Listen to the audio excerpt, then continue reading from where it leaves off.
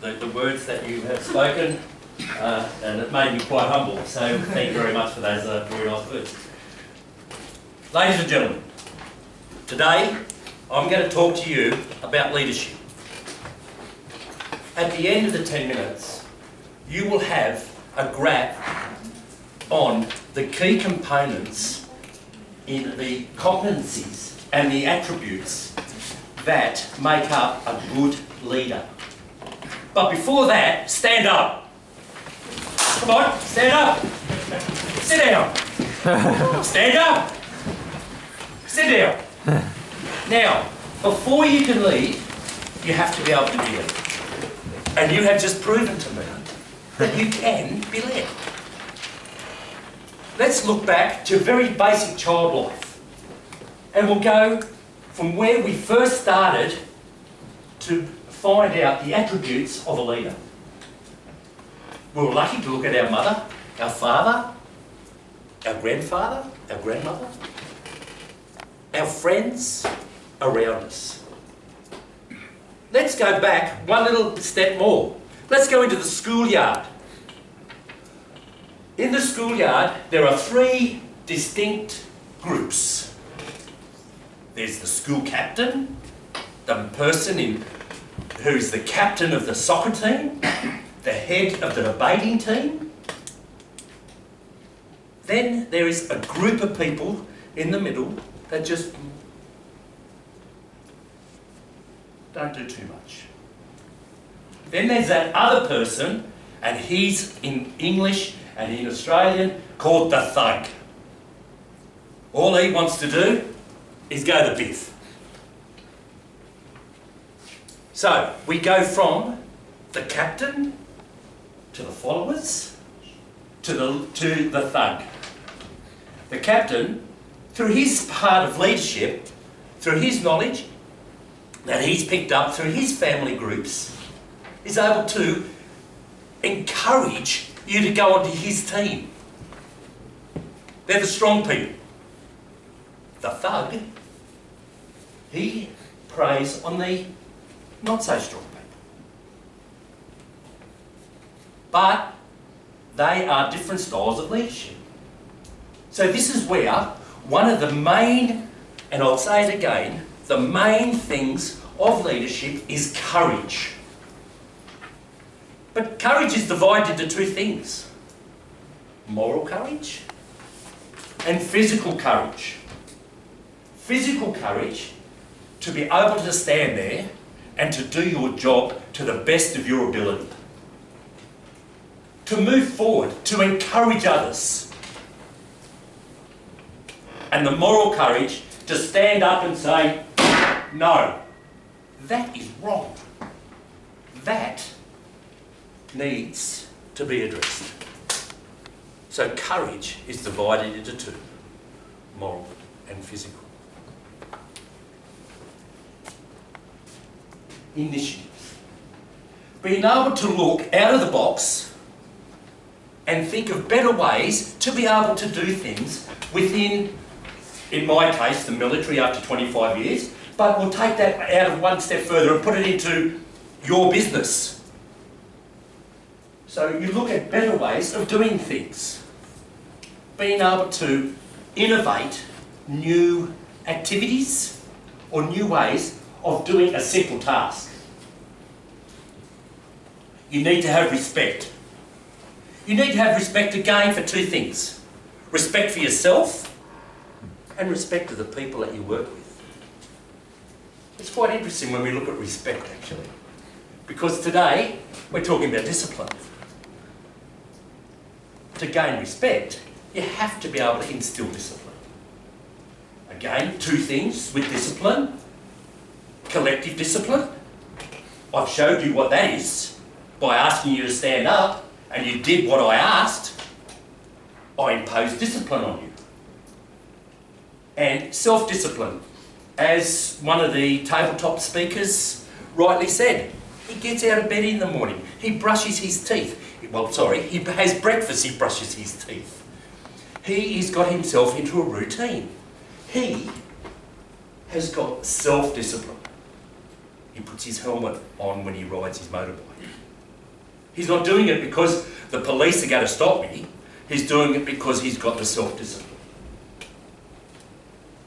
Again, as I said, that's a part of the respect. And the other attribute, or one of the other attributes, is the teamwork. The teamwork that you, as a leader, passes on.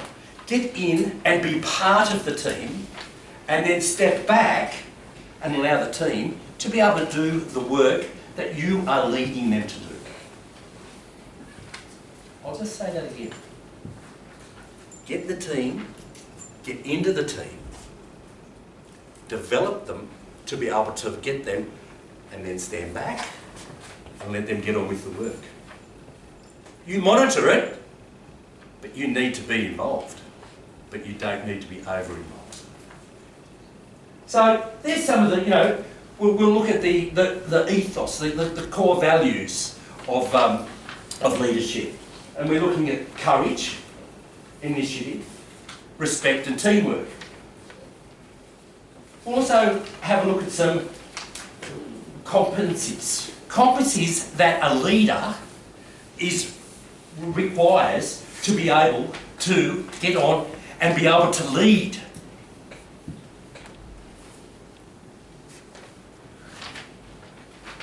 He extends his knowledge and his beliefs not just to his subordinates, the lower people, but he does that to the people that are in higher parts of the command. So therefore, he is able to influence the junior and the senior to be able to get the task to be done correctly, to be able to get the best out of the people that he's leading. Because what you are trying to do as a leader is to develop that, to be able to pass on your knowledge, your attributes onto the people that you are leading, so they can become better leaders. He prepares himself and he develops others. Like for today, I prepared by doing some research. Yes, I did some research after spending 25 years in the army, being led for those years. I did prepare. So I was able not to just give the military aspect, but a bit of commercial aspect behind it. So I looked at some of the key ethos and ethics that are out there in the commercial world. And then I looked at it in the way that I have been trained and the way that I have been led. And I'll give an example of that very, very shortly. And he develops others. And I've said that when you get into the team and you're able to get that team to be able to work for you. Okay, I'll give you a quick story. Okay, I want you to dig a hole, all right? I want you to come and dig a hole because the boss told me that I've got to have a hole dug. What sort of leadership's that? Excuse me, sir, I need a hole dug. Here's the shovel over here.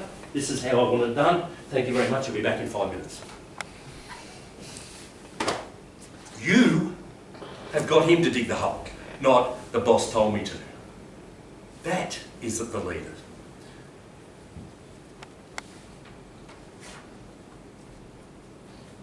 And most importantly,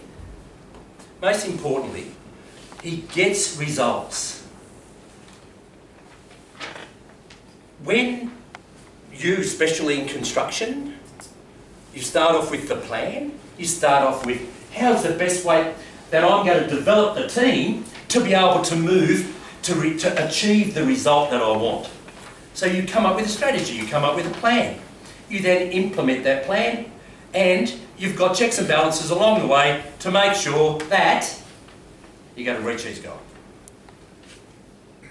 You have achieved the aim by doing, I'd like to say, functional leadership, where you have been able to influence, get onto the team, get into the team to move forward. mainly through the 4 things that I spoke about, which was the courage, the initiative, the respect and the teamwork. And wrapping up and closing down now, because I'm just about to hear that dreaded bell, is you need to look at the way you've been led, look at the core values that I've passed on to you today, and use those and be able to move forward and to become a successful and a successful, I'll say that again, a successful leader. Thank you very much.